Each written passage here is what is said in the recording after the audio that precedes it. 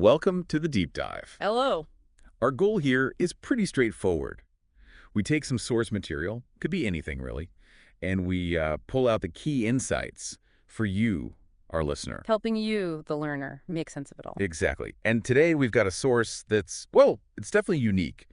We're aiming to understand a really complex claim about technology and personal creativity. Yeah, the source for this deep dive is an audio recording. It's from February 17th, 2018, and it's titled Gang Stalkers Create Programs to Copy You and Steal Your Creativity as a Broadcast.mp3. And it features someone named Kevin Christian.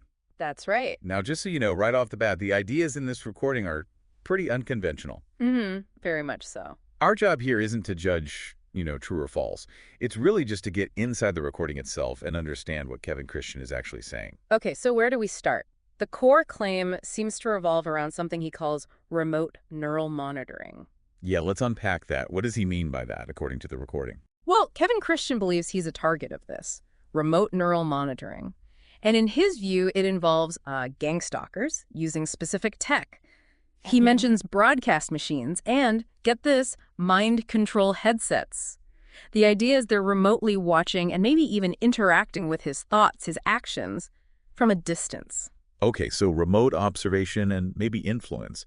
And from there, he makes this really specific assertion, doesn't he? He does. He thinks these gang stalkers are actually creating what he calls programs. Programs based on him. Based on his physical movements. He talks specifically about his liquid flow style of dancing. Like they're capturing his dance style digitally. That seems to be the idea. And he has a sort of detailed picture of how this happens or how he believes it happens. How does he explain that part?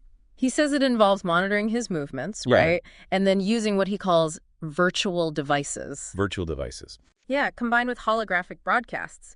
So the process he describes is watch his physical expression, translate it using these virtual tools, and then project it, replicate it using holograms. Wow. Okay. And this brings us right to the creativity aspect. He feels like this whole process is basically stealing his creative work. Yes, absolutely.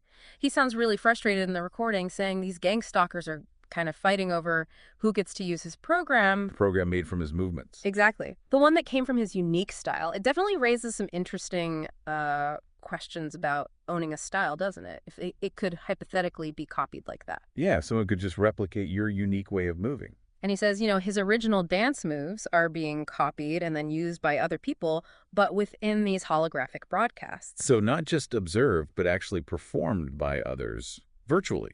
That's how he seems to see it. It really taps into that modern sort of digital anxiety, about copying and who owns what online or in digital spaces. And it's not just dance, right? He mentioned other things. Right. He does say it extends to other kinds of creativity. He mentions music as well. So the implication is that any unique thing he creates could be captured and used in this way. That seems to be his fear. Yeah.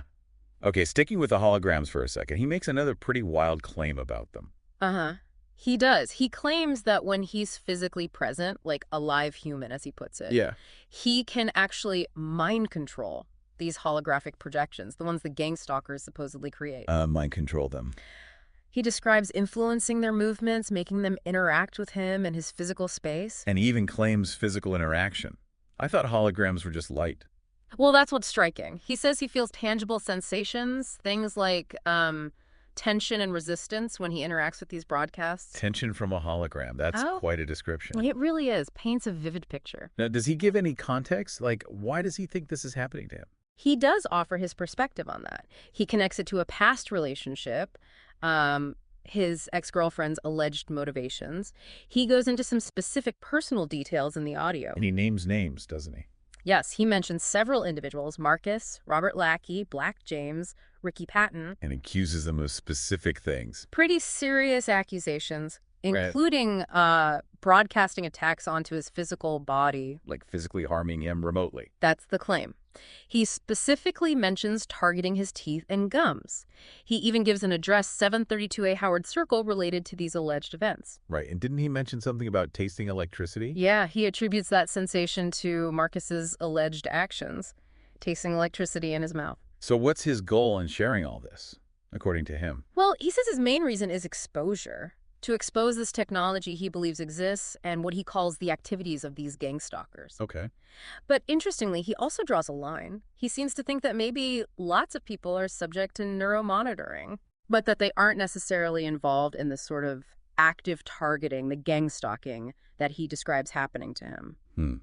So a distinction between passive monitoring and active harassment, in his view. Seems that way. And despite how specific and, frankly, unusual his claims are, he does mention having a growing audience, people interested in his ideas. Suggesting maybe these themes resonate with some people, however niche they might seem. Perhaps, yeah.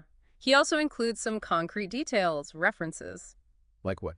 Well, he mentions being at a sold-out show for an artist named Leah Culver, Okay. and he references YouTube channels, other individuals, someone he just calls Marcus, what's his name, also Blueprint ET, and the Dragon House guys. Are these related to the gang stalking claims?